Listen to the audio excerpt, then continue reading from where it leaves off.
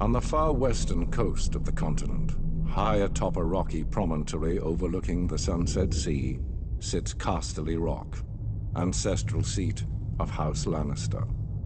Below it lies Lannisport, one of the great cities of Westeros, a center for trade, culture, and the great Lannister fleet. There are a number of gold and silver mines in the Westerlands, making it the richest region in all of Westeros. One of the most productive mines lies beneath Casterly Rock itself, making House Lannister the wealthiest of all the noble houses. This allows House Lannister to finance many endeavors of other noble houses. Even the king himself has sought credit from Casterly Rock from time to time. We Lannisters claim our descent from the Andal invaders, and through the female bloodline, Lann the Clever. According to the legend, Lann, using only his wits, won Casterly Rock from the noble House of Casterly during the Age of Heroes. The Lannisters reigned as kings of the Rock for thousands of years, and worked to make it the envy of the rest of the Seven Kingdoms.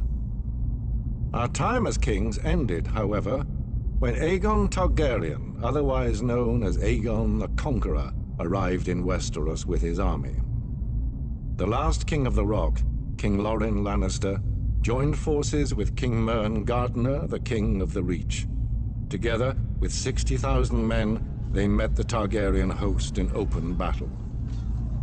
History tells us that Aegon unleashed all 3 of his dragons, slaughtering 4,000 men at what came to be known as the Field of Fire. King Mern himself was burned alive that day, and House Gardener turned to ash with him. Seeing both the threat and opportunity the Targaryens represented, Loren wisely surrendered and aided Aegon in his further conquest of Westeros. The Lannisters were thus appointed Lords Paramount of the Westerlands and Wardens of the West, titles we hold to this day. Let us be clear, though. It is neither luck nor royal favor that makes our house prosperous. There have been times in our history where some have thought us weak, lazy, or opulent. My father, Titus Lannister, nearly bankrupted our house with his poor investments, and allowed himself to be mocked openly at court. When our vassal, the Rains of Castamere, dared to rise up against the Lannisters, they learned how dangerous it can be to taunt a lion. I, Tywin Lannister, led the assault on Castamere to put down this rebellion. I made an example of them, to anyone who doubts our might.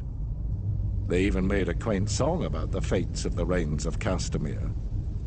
Sadly, there are no Rains left to hear it. Today, the Golden Lion of Lannister is rightly admired and feared throughout the Seven Kingdoms. Our words are, "Hear me roar." But there are other words that should be remembered when crossing a Lion of Casterly Rock. A Lannister always pays his debts.